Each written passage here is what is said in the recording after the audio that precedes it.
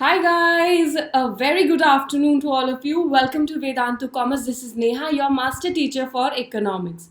कैसी चल रही है लाइफ बच्चों? All good? Yes? Okay.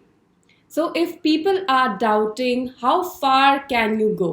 So go so far that you can't hear them anymore, right? So class 12th economics, are we all set for the day? ठीक है, आज हमारे क्वेश्चन एंड आंसर्स होने वाले हैं, isn't it? So are we all set with the routine जो हमने पूरा का पूरा चैप्टर में पढ़ा हुआ है, right? So if you are new to our channel, what do you subscribe to our channel. जल्दी से सब्सक्राइब कर लो, share it with all your friends as well, and पहले वीडियो को तो लाइक करो, उसके बाद we are going to be proceeding for your upcoming notes and sessions guys. This is your official telegram group. This group, यहाँ पे आपको क्या मिलेगा बच्चा? यहाँ पे आपको मिल जाएंगे टीचर्स नोट्स. क्या मिलेंगे यहाँ पे? Notes, right? The notes from which we are teaching, like आज क्वेश्चन एंड आंसर सीरीज है तो उसके पूरे के पूरे नोट्स आपको यहीं पे मिल जाएंगे. Plus your teachers time table. ये तो बहुत इंपॉर्टेंट होता है कि कब कौन सी क्लास लगने वाली है, कैसे पता चलने वाला है? टेलीग्राम ग्रुप के through, right? Link will be there in the description box. Go ahead and join the same. Today we are going to be doing short answer questions. So mostly इन सारे के सारे आंसर आपको पता होने चाहिए. हमने पूरा का पूरा चैप्टर क्या किया हुआ है? ग्रेट डिटेल में कवर किया है, isn't it? जब हमने ये सारी चीज़ें डिटेल में कवर करी है तो आंसर्स ईजी लगने चाहिए. But why are we then doing? हम 3 और 4 मार्क्स के क्यों करें? बिकॉज आपको कॉन्सेप्ट नहीं पूछेंगे एग्जाम में. एग्जाम में your questions are going to be coming like a question and answer series, है ना? क्वेश्चन एंड आंसर फ्रेमवर्क में. So we should be aware that हम कैसे क्वेश्चन एंड आंसर सॉल्व करने वाले हैं, राइट? Very easy PG. चलो then, measurement of national income. And it's time to start. Before I start, let me quickly tell you that Sheetal ma'am has a nice surprise for you all. ठीक है, पूरे के पूरे surprise है आपके पास. कब मिलेगा वो surprise? Monday 8 PM sharp on our channel, right? Mark कर लो, डेट मार्क कर लो, 8 PM Monday. Sheetal ma'am has a good surprise for you. चलो then let's start quickly with our question number 1. पहला क्वेश्चन है, what should the aggregate final expenditure of an economy be equal to aggregate final payments, right? Why should be equal? हम बोल रहे हैं कि हमारे जो फाइनल एक्सपेंडिचर है that will be equal to my final factor payment, aggregate of everything, right? You have to tell me why is it. अभी जितने हम क्वेश्चन आंसर करने वाले हैं, you are going to be having a look that frame कैसे करना है आपको क्वेश्चन को, what is expected out of you. 3 और 4 मार्क्स में आप कितने लेंदी सम्स लिखने वाले हो, कितना लेंदी आपका आंसर होना चाहिए. ऑल दीज क्वेश्चंस की popping up in your mind, right? कि 3-4 मार्क्स का है, कितना लिखना है मैम.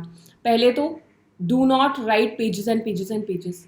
3-4 मार्क्स के ही क्वेश्चन नहीं है, बाकी पूरा पेपर भी है. 80 मार्क्स बचे हुए हैं. Even if you know so much about this, उसको क्रिस्प करके 3-4 मार्क्स में आपको कन्वर्ट करना पड़ेगा, right? So you should have the capability कि ये क्वेश्चन अगर 3-4 मार्क्स में आएगा तो आप कितना लिखेंगे, 6 मार्क्स में आएगा तो आप कितना लिखोगे, राइट? चलो then, so let's see. So sum of final expenditures in an economy must be equal to income received by all the factors of production taken together. ये हमने सबसे फर्स्ट लाइन में ही बता दिया कि होना चाहिए, राइट? क्वेश्चन ही कॉपी किया है अभी. It does not include spending on intermediate goods. ये हमने बता दिया कि हमने क्या लिया है, फाइनल एक्सपेंडिचर लिया है. We are not going to take into account what, we are not going to be taking into account any intermediate goods out here.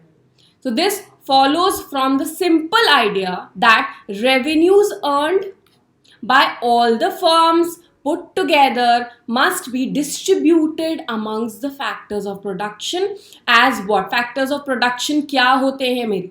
Factors of production जैसे ही मैम बोलेंगे आपको क्या बताना है? Land, labor, capital and entrepreneurship. And इसके हम income क्या देते हैं इनको?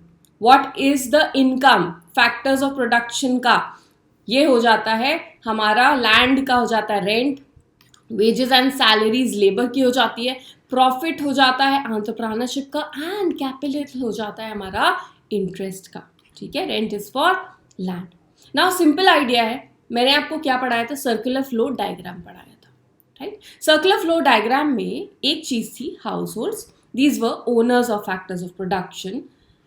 ये अपना वर्क देते थे फर्म्स को, ठीक है, वर्क देते थे, प्लस जो एक्सपेंडिचर करना है वो भी. फर्म्स क्या करते हैं, firms produce goods and services, sale होगी, जितना उनका प्रॉफिट होगा it should be given back to the household. तो जितना एक्सपेंडिचर हो रहा है, ये हाउस होल्ड ने जितना एक्सपेंडिचर भी किया है, एक तो फैक्टर सर्विसेज दी हैं, प्लस खर्चा भी हाउस होल्ड ही कर रहा है, राइट. हाउस होल्ड कर रहा है, गवर्नमेंट कर रहा है, एक्सपोर्ट कर रहा है, all these have to be distributed back to this cycle. This is the circular flow diagram that we've studied. So according to this, it has to be equal. This follows from the simple idea that revenues earned by all the firms put together must be distributed amongst the factors of production as salaries, wages, profit, interest earning as well as our rent. ठीक है, simple, easy peasy. Now let's quickly come to our question number 2. Question number 2 देखते हैं. What is the difference between planned and unplanned inventory accumulation? ठीक है. Write down the relationship between inventories and value added by the firm. This question is having 2 parts. पहले difference बताना है मुझे planned as well as unplanned inventory accumulation का, and मुझे क्या बताना है, write down the relationship that exists between my inventories and value added of the firm. ठीक है, तो हमने पहले क्या दे दिया, डेफिनेशन में आया planned inventory क्या हो जाती है, it refers to my change in stock of inventories that have occurred in a planned way. Nothing fancy, planned.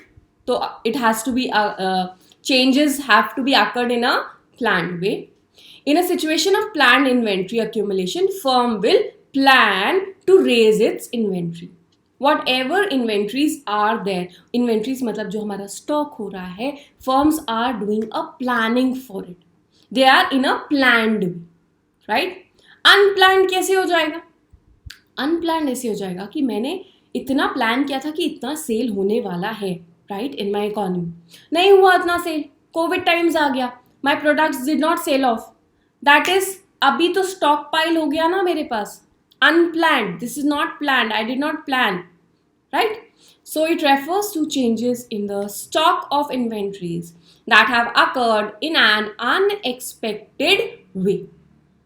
In a situation of unplanned inventory accumulation due to unexpected fall in sales, these are the reasons. Unexpected fall in sales, the firm will have unsold stock of the goods. उनके godown में goods क्या हो जाएंगे, बढ़ जाएंगे. So value added by the firm क्या हो जाएगा, value added will be gross value of output produced by the firm. This is what output, हम यही कहते हैं ना, ग्रॉस वैल्यू एडेड कैसे निकालते हैं, value of output minus value of intermediate goods, right. तो हम सब्सट्रैक्ट करते हैं minus value of intermediate goods used by the firm. या फिर another thing is that is sale by the firm, we are calculating the sales plus value of change of inventories. मतलब value of output आपने कैसे निकाला है, value of output कैसे निकाला है, sales plus change in inventory, right. और उसके बाद यही सेम चीज कॉपी कर दी, minus value of intermediate good minus value of intermediate good. सिर्फ आपने ग्रॉस वैल्यू ऑफ आउटपुट को क्या किया है, थोड़ा सा एक्सपैंड कर दिया, राइट. Simple enough, okay. तो अभी सेकेंड पार्ट पे आते हैं. अभी तक तो हमने सिर्फ ये बताया है कि हमारी प्लान इन्वेंट्री क्या होती है, अनप्लान इन्वेंट्री क्या होती है, राइट. तो थर्ड पार्ट में हमने ये बताया कि write down the relationship that is there between my inventory and gross value added. तो ये है रिलेशनशिप. मेरी gross value added will be equal to sales that I have done plus value of change in my inventories minus value of intermediate goods. ठीक है, this is my relationship that I am giving. इसको आप थोड़ा और expand करके भी लिख सकते हो, right? Okay, let's see our question number 3 now. You need to define budget deficit and trade deficit. ठीक है? The excess of private investment over savings of a country in a particular year is 2000 crores. फिर से read करेंगे. Excess of private investment over savings of a country is 2000 crores. The amount of budget deficit, मतलब कुछ चीज कम हो रहा है हमारा, was 1500 crores. What was the volume of trade deficit in that country? आपको budget deficit का वैल्यू मिल गया है, आपको trade deficit का वैल्यू निकालना है, right? This is given to you. This you have to take out. इसको x लिखना है प्लस सबसे पहले हमें क्या करना है, we have to define these also, right? So let's start. Budget deficit क्या होता है? Budget deficit is the amount by which my government expenditure exceeds tax revenues earned by it. क्या किया है मेरा budget expenditure जो है that exceeds the tax revenues earned by it, right? तो government expenditure minus tax revenue. Now trade deficit क्या हो जाएगा? Trade deficit तो हमने पढ़ा हुआ है. It measures amount of excess expenditure over the export revenue earned by the country. Simple है, imports minus exports. Right, amount of excess expenditure मतलब आपने स्पेंड किया है, इम्पोर्ट्स माइनस एक्सपोर्ट्स. अगर ये होता है तो हमारा क्या होएगा? Trade deficit. अगर हमारे पास एक्सपोर्ट्स ज़्यादा हैं, what will we have? We will have export surplus. ठीक है, sorry, trade surplus, right? Now हमें क्वेश्चन में क्या दिया हुआ है? बजट डेफिसिट दिया हुआ है, that is government expenditure minus taxes is equal to minus 1500 crores. Investment minus savings equals to 2000 crores. ये दिया हुआ excess of private investment over savings. Investment minus saving is given to you. ठीक है? Now और क्या क्या दिया है आपको? Trade deficit का फॉर्मूला होता है investment minus savings plus government minus government expenditure minus tax revenues. ठीक है, ये सारी चीजें हमें ऑलरेडी दी हुई हैं क्वेश्चन में. We put this and we got our trade deficit. 500 crores आपको मांगा हुआ था, so you have calculated. You have to know all the relationship that exist between all these things. ठीक है, चलो क्वेश्चन नंबर 4 करते हैं. You need to differentiate between my gross domestic product at market price versus national income. क्या करना है हमें? Simple, ये तो बहुत ही ईजी है, हमने किया हुआ है and it forms a very important answer as well. GDP MP versus NNP FC. National income is NNP FC. ऐसे ही देख लें डिफरेंस थोड़ा सा, then we will read this also. ये ग्रॉस है, हमें क्या चाहिए? नेट. क्या डिफरेंस है इसमें? इंक्लूडेड है डेप्रिसिएशन ग्रॉस डोमेस्टिक प्रोडक्ट में, नेट में से माइनस है. Domestic it doesn't include what? Your factor income from abroad वाला transaction, net factor income, and इसमें एडेड होता है. Market price is inclusive of your indirect taxes as well as subsidies, that is your net indirect taxes, and your factor cost doesn't include that, right? Simple enough. चलो इसका भी हम अच्छे से देखते हैं. Now what is the concept? What is the basis of concept? This is how you are going to be writing the difference between sums. Right, new class है इसलिए मैं बता रही हूँ आपको. You are not going to be writing it in paragraphs कि आपने GDP-MP लिख दिया, NNPSC लिख दिया, एक paragraph. No, I won't be accepting all that. आपको ऐसे ही लिखना है, एक पर्टिकुलर या बेसिस होना चाहिए, then 1 column and 2nd column, इन दोनों के बीच का मुझे डिफरेंस चाहिए. Right, very clear it should be. See, you are writing exam not for yourself, you are writing exam for the examiner and your teacher. तो teacher को जैसा चाहिए आप वैसा लिखेंगे. राइट, एंड टीचर को क्या चाहिए? कन्वीनियंस. ठीक है, कन्वीनियंस. उनको राइटिंग समझ में आना चाहिए, उनको कॉन्सेप्ट समझ में आना चाहिए. बोर्ड एग्जाम में they will not be knowing you, right, कि ये किसका पेपर है, क्या है. नो, तो दे आर गोइंग टू जज you only through your paper. तो उसको ब्यूटिफुल बना दो. राइट, ब्यूटिफुल मतलब do not paint it with colours and everything, but just अच्छे से. So nature of concept, GDP-MP territorial concept है. Why? Because it gives values of final goods and services produced within the domestic territory of a country.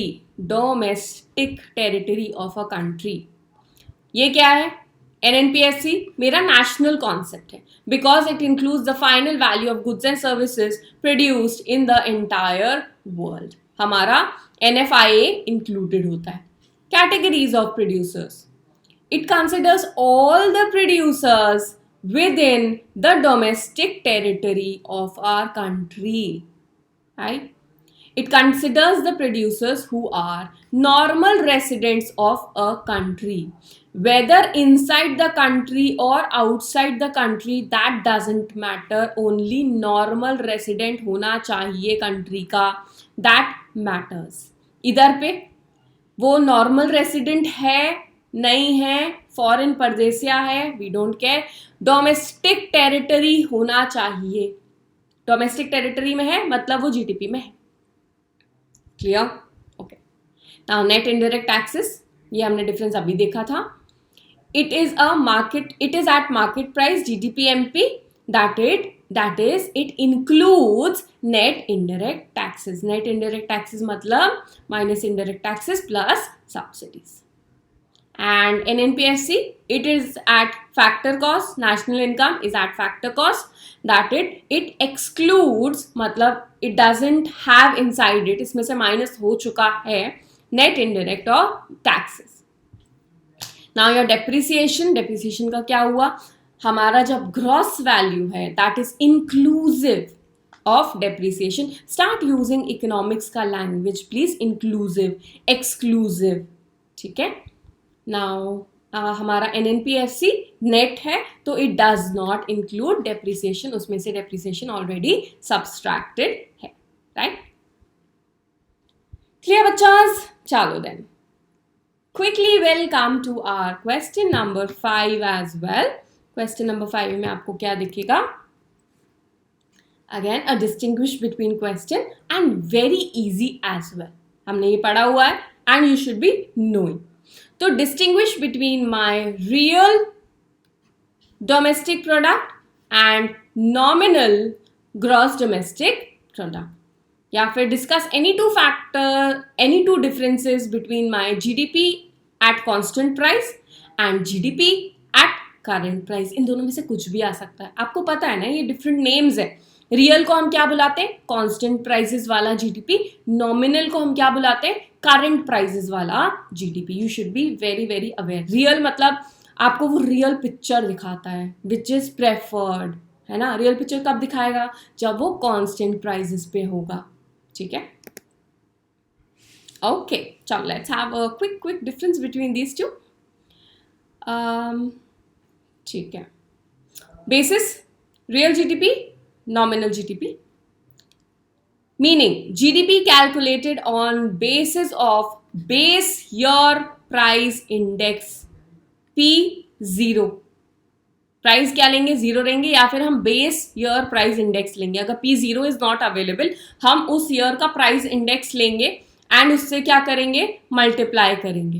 Right, जो current year का होता है उसको divide करते हैं, रियल वाला जो निकालना होता है उससे मल्टीप्लाई कर देते हैं. Right, nominal GDP, it is calculated on the basis of current year price index. ठीक है, prices of my current year are taken here.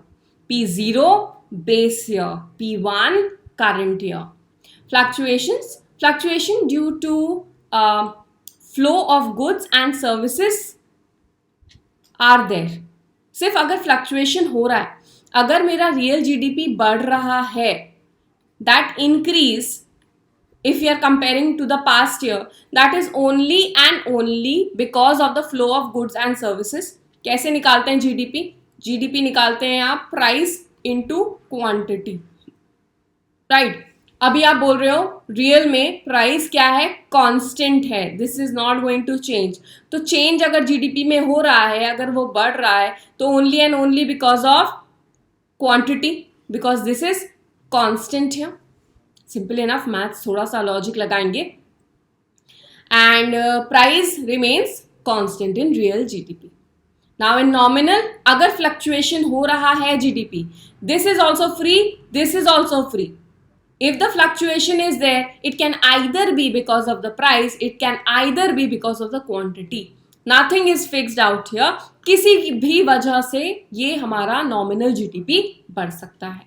So fluctuations due to fluctuations in the flow of goods and services along with the price as well.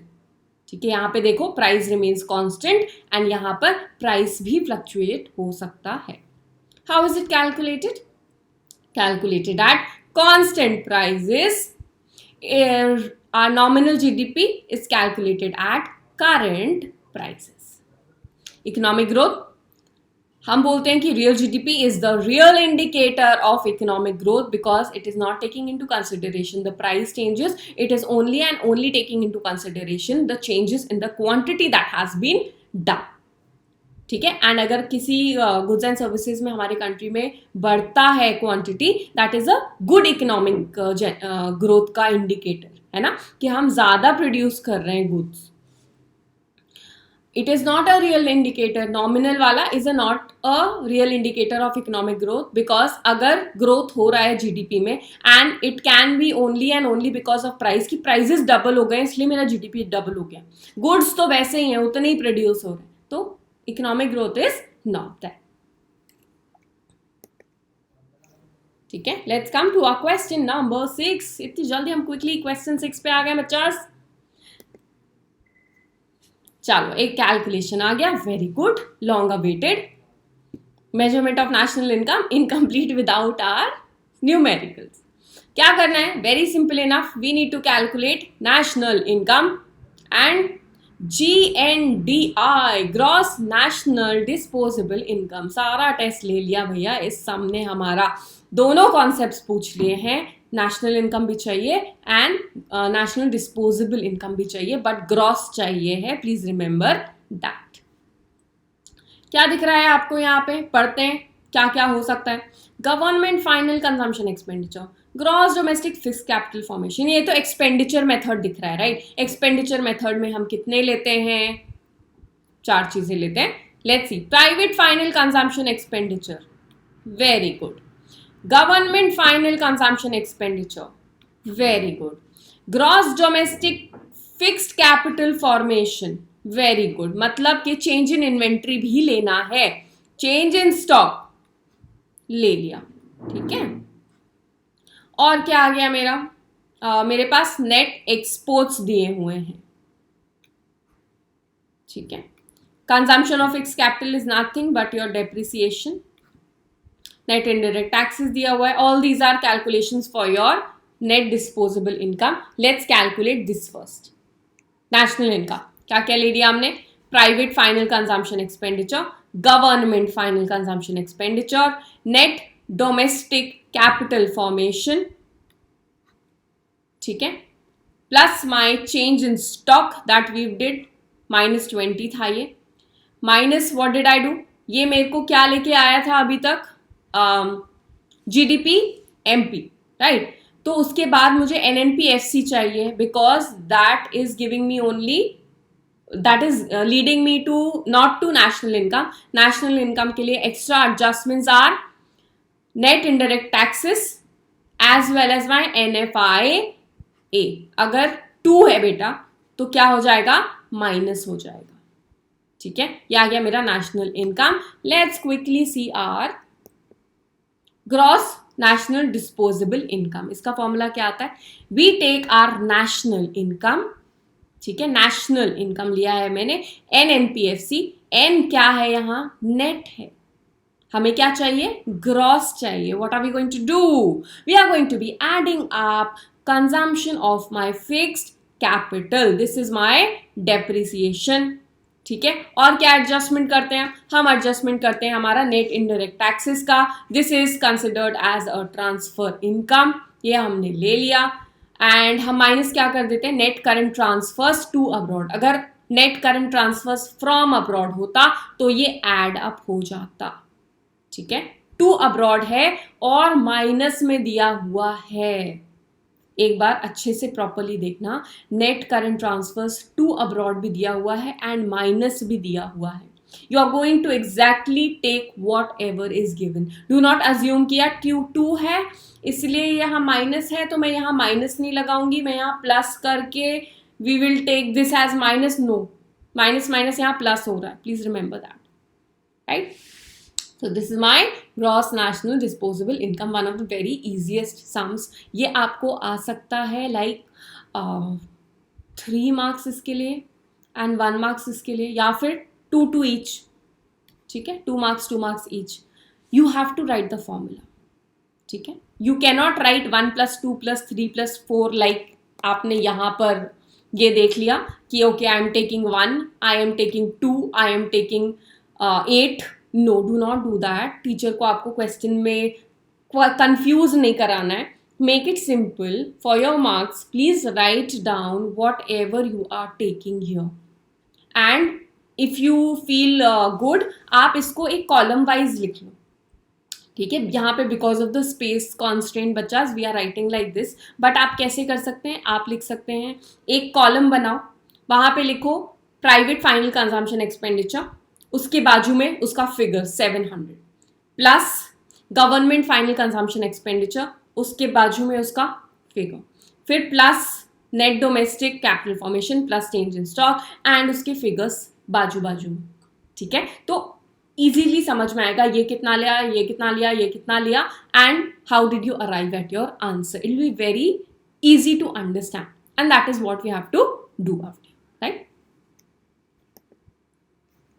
Chalo, question number 7. We have to calculate net national product at MP. NNP MP. ठीक है, चलो. Mixed income of self employed, very nice. हमें ये क्या लिख रहा है? Income method समझ में आ रहा है. मिक्स्ड इनकम ले लिया. ओके, नाउ प्रॉफिट दिया है, रेंट दिया है, इंटरेस्ट दिया है. What is this? Operating surplus. Compensation of employees is also given to you. तीनों चीजें हो गई मेरी. Very good, right? करते हैं इन सब का टोटल. तो मेरा पहले हमने क्या निकालना है? एनडीपीएफसी. एनडीपीएफसी में what all do I calculate? I will take up compensation of employees, first category. I will take up my operating surplus, that is my second category. Operating surplus में चीज़ें क्या दी हुई थी? रेंट दिया होता, interest दिया होता, प्रॉफिट दिया होता, रॉयल्टी भी होता तो बेटा वो भी ले लेते. प्रॉफिट का वॉट एवर चीज़ें होती, retained earning, undistributed profits, all these things we would have taken here in operating surplus. Third category we take in income method is income of my self-employed. This is also already given to you in the question. ये हमने ले लिया तीनों का तीनों and add किया. Where will we arrive at? We will arrive at NDPFC. ठीक है, क्या निकालना है? हमने निकाल लिया NDPFC. क्या मांगा है क्वेश्चन में? Do not leave your question out there. NNP मांगा है, right? This can be of 3 marks, this can be of 1 mark, but आपकी मार्क्स चले जाएंगे अगर यहाँ पे इतना फिगर निकाल के नहीं दिया तो, राइट? तो NNP MP कहाँ से आते हैं? यहाँ डोमेस्टिक है, ये नेशनल है, ऐड कर देंगे NFIA का एडजस्टमेंट. देन ये फैक्टर कॉस्ट है, और मुझे मार्केट प्राइस चाहिए है, I am going to be adding up net indirect taxes also. ठीक है, लेट्स सी. मैम यहाँ माइनस कर दिया है एनएफआई नहीं है बेटा, टू अब्रॉड है. ठीक है, net factor income from abroad है तो ऐड करेंगे. नेगेटिव इसलिए है क्योंकि ये टू अब्रॉड है, भी send it out. And net indirect taxes दिया हुआ है, ये हमने लिया adjustment and we arrived at our net national product at market price. Simple, easy peasy, very good. Let's come to our question number 8 now. 8 question करते हैं. State the various components of income method that are used to calculate national income. Very good, very पूरा का पूरा अभी theory आने वाला है. Various components क्या है बच्चा हमारे income method के? Please try and remember income method. Income method में क्या क्या लेते हैं हम? Compensation of employees and what do we take? इसके बाद हम ले लेते हैं मिक्स्ड इनकम. ठीक है, plus what do we take? We take operating surplus. ऑपरेटिंग सरप्लस में भी बहुत सारे कंपोनेंट्स हैं, rent, royalty, interest as well as profit. Compensation of employees में cash, kind, PPF, that is employers contribution to social security. Mix income हमको पता है. ठीक है, इरेज कर दूं पहले, फिर हम देखते हैं कि हमने इतना किया है, क्वेश्चन में और क्या मांग रहे हैं. कुछ नहीं मांग रहे हैं, यही मांग रहे हैं. चलो, now compensation of employees. Compensation of employees आपको वेरियस कॉम्पोनेंट स्टेट करना है as well as you have to write that उसके अंदर क्या क्या आ जाता है. ठीक है, तो compensation of employees, the amount earned by employees from their employer, whether in cash or in kind or through any social security scheme, is known as compensation of employees. Now, did you understand that why did I make a small indicator or a chart like this? कि इसके अंदर 3 चीजें आती हैं. ठीक है, cash, kind, social security, SS. Now, this is how you are going to be making signals on your book, in your book. ठीक है, sticky notes लगा दो, लिख लो, आपकी बुक है, you can write in your book of course. But ये एक directly आपको देखकर समझ में आ रहा है ना कि ये पूरा पैराग्राफ आपको क्या बोलना चाह रहा है. ठीक है, looking at this is a quick revision technique. This will be in front of your eyes all the time. जैसे आप क्विकली पेज पलटते हैं, आप every day you are going to be scrolling through whatever we have done in your book. अभी तक you should have bought a refresher book. ठीक है, refresher book, NCERT जो भी है आप जिससे पढ़ना स्टार्ट कर रहे हो, we are about to finish one full unit of our economics, macroeconomics, and you need to be very serious till now. आपको अभी से आपकी बुक्स रीड थ्रू करना स्टार्ट करना चाहिए. ये सारा जो अंडरलाइनिंग है, do it with a pencil और अ हाइलाइटर जो होता है, नॉर्मल जो हमारा हाइलाइटर होता है. This colour highlighter is preferred guys. कोई भी company what ever it is, this colour highlighter, do not do it with pink, blue, orange, no. This colour highlighter should be there in your books. This helps in memorizing the answers. Yes, this is true. This helps in what? Memorizing the answers as well. तो आप यहाँ पे ऐसे छोटे छोटे से बनाने वाले हो. Your indicators. These should be made in colorful pens. Pen, हाँ, कलरफुल पेन से आप बनाओगे. ठीक है, गंदा मत करना बुक को, कलरफुल पेन से just start making all this. अगर आपको बुक में नहीं बनाना है, if you are making notes of it, इसी नोट से आप नोट्स बना रहे हो, उस नोट्स में बाजू में एक स्पेस होना चाहिए या नीचे एक स्पेस होना चाहिए जिसमें आपके खुद के डायग्राम्स बने होंगे. Right, that you are going to do. I am not going to be spoon feeding you. Right, चलो हम हमारी क्लास में बनाएंगे, बट स्पेशली मैं अलग से नहीं देने वाली. You are going to do all the मेहनत. Now operating surplus, it is a sum of income from property and income from entrepreneurship, very easily इसने बता दिया। इनकम ऑफ प्रॉपर्टी क्या हो जाएगा? रेंट, रॉयल्टी, ठीक है, एंड इन और यहाँ इंटरेस्ट भी आ जाएगा। And income from entrepreneurship, profit, यहाँ पे जितने मैंने आपको बताया था प्रॉफिट के कितने बाइफिकेशंस हो सकते हैं, मतलब कितनी क्लासिफिकेशंस हो सकते हैं, वो आप लिखेंगे यहाँ पे। Mixed income definition: income on account of workers like farmers, doctors, barbers, and unincorporated entrepreneurs, enterprises like small shopkeepers, repair shop. This is termed as mixed income. Note: to estimate amount of factor payments by each producing unit, we need to calculate what, ये सारी की सारी चीजें आएंगी। We add up NDPFC निकालने के लिए क्या क्या चाहिए?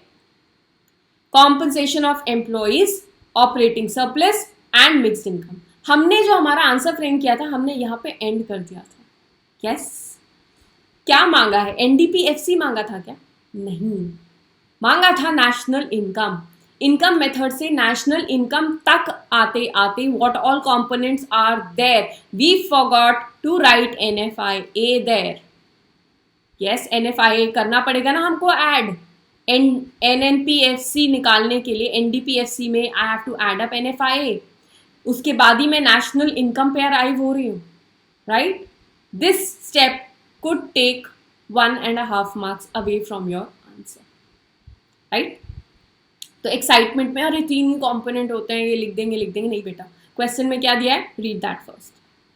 नाउ एनएफआईए क्या हो जाता है, इसका भी हमने आंसर दिया है। तो ये क्या हो जाता है, is the difference between income earned by normal residents from the rest of the world and similar payments to non-residents within the domestic territory। तो ये हमारा NFIA हो जाता है, ठीक है? Let's come to our question number 9. Very important. Define double counting and you need to give me the solution that how can problems of double counting be avoided. Okay. Now if a single transaction is recorded twice or more than twice in the calculation of national income, then it is known as our double counting.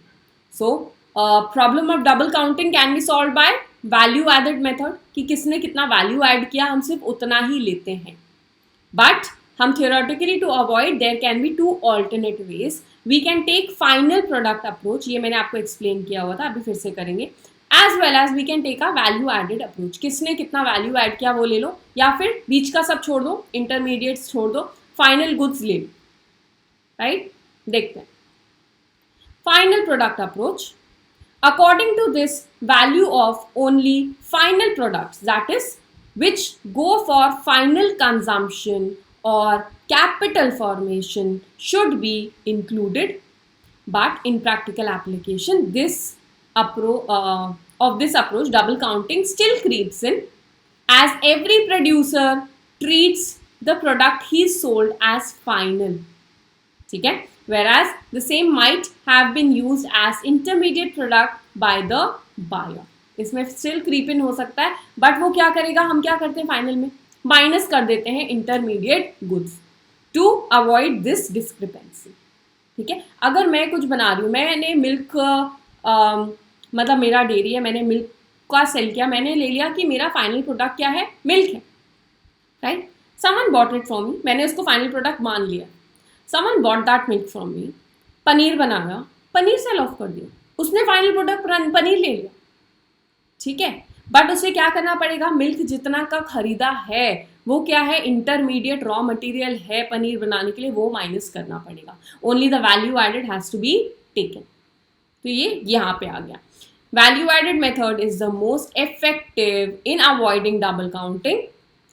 According to this, instead of taking value of final goods, only value added at each stage of production by producing unit is taken. Value added of a firm by subtracting intermediate consumption from the value of output, ये हम करते हैं, value of output में से क्या minus करते हैं, intermediate consumption. This we always do, right? So let's quickly come to our question number 10. Explain how non-monetary exchanges are limitation in taking gross domestic product as index of welfare. ठीक है, अभी सिर्फ यहां तक आता ना क्वेश्चन तो आप लोग कंफ्यूज हो जाते, ठीक है. रीड यहां तक करते हैं. Non monetary exchanges are the limitation in taking gross domestic product as an index. कैसे? Of welfare. वेलफेयर जैसे ही आता है आपको याद आ जाना चाहिए जीडीपी वर्सेस वेलफेयर. उसके सारे पॉइंट्स यहाँ पे आने हैं. This is one of the very important questions and बिल्कुल फिंगर टिप्स पे होने चाहिए इसके सब पॉइंट्स. अंदर ओन वर्ड्स में लिख सकते हो barring the technical things. Technical जो वर्ड्स हैं वो आपको वैसे ही लिखने हैं बट सब टाइटल सेम का सेम याद रखना है एनसीईआरटी बुक का, ठीक है. Let's C. So there are many goods and services which are left out of the estimation of national income on account of practical estimation difficulty. हम estimate नहीं कर पाते हैं the services of anyone who is doing work in the house and other members जो घर का काम कर रहे हैं and own account production also if we are doing, हम उसका calculation नहीं कर पाते. Services जो हमने टीचर ने घर पे पढ़ाया, सर्विस अपने बच्चे को पढ़ाया, क्या हो जाएगा? उसका कुछ मॉनेटरी वैल्यू है? नहीं. तो that is a limitation. So these are left on account of non availability of data and problem in valuation as well. It is generally agreed that these items contribute to economic welfare, ठीक है. But if we depend only on GDP we would be under estimating the economic welfare. अभी हमने क्या बोला कि ये non monetary valuation वाली जो चीज़ें हैं these contribute a lot to the economic welfare of a country.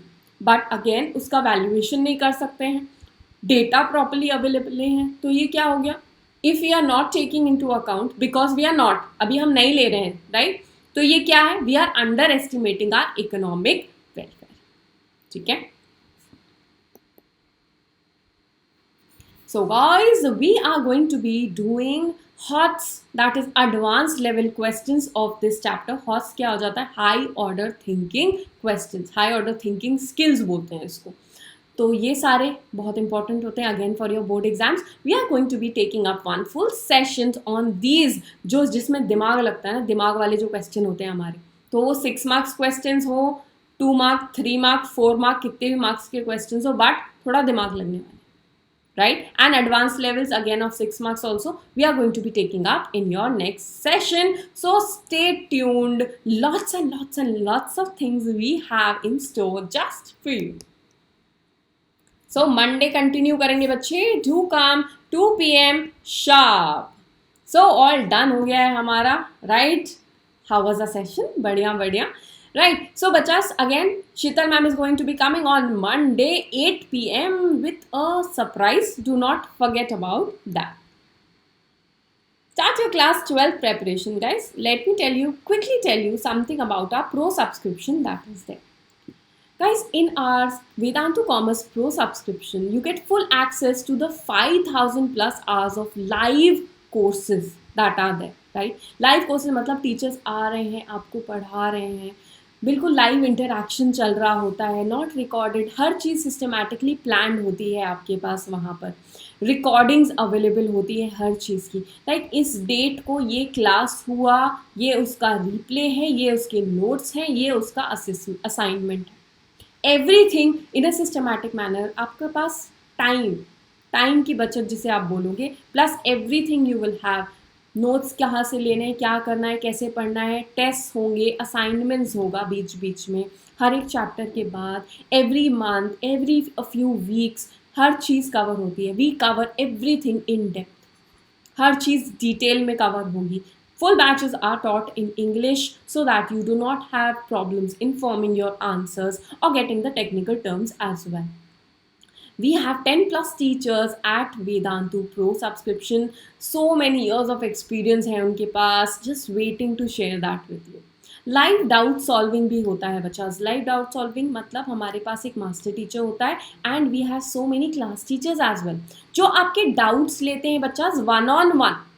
Right, master teacher पढ़ा रहा है, आपको बीच में डाउट आ जाता है, master teachers take your doubts very nicely, they take your doubt. But अगर किसी बीच में अचानक से डाउट्स आते जा रहे हैं, CTs take that one on one. आप डायरेक्टली कॉन्वर्सेशन पे रहते हो सीटीज के साथ, तुरंत पूरे मतलब क्लास खत्म होने से पहले पूरे डाउट्स खत्म हो जाते हैं. राइट, लाइव आपकी जो क्लासेस होने वाली है, you do not need a PC, you do not need a laptop, आप आपके नॉर्मल मोबाइल फ़ोन से एक्सेस कर सकते हो. ठीक है, that is the beauty of it. So your 2022 Pro subscription guys is of 2610.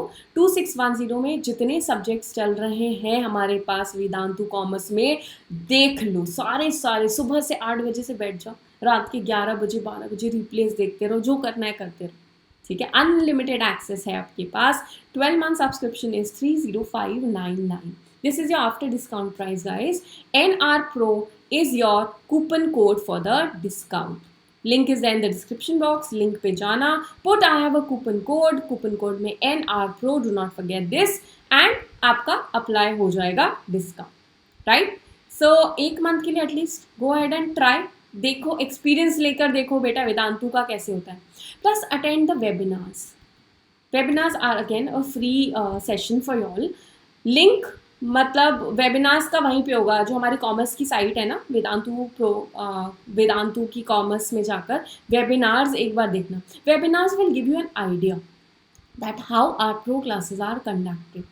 हमें तो आप देख लेते हो, 4 टीचर्स हैं यहाँ पे, बाकी सारे टीचर्स वेबिनार्स में आप देखो हाउ डू दे टीच, हमारे पास कैसे स्लाइड्स होते हैं, कैसे क्वेश्चंस होते हैं, व्हाट इज़ द इंटरएक्टिविटी, मतलब एक्टिविटी लेवल क्या होता है हमारी क्लास में. ठीक है, और इंटरएक्टिव है नहीं है, choose for yourself. Right, class 12th में of course you will be joining some coachings. What better than Vedantu. Even we have some micro courses बच्चास. माइक्रो कोर्सेज में क्या हो जाता है, आपको इन एक सब्जेक्ट का एक चैप्टर हम लेंगे, उसमें आप एनरोल करते हो. ठीक है, पूरा सब्जेक्ट मतलब पूरा चैप्टर ग्रेट डिटेल में कवर होता है. उसकी प्राइजेस एक बार जाकर देखना.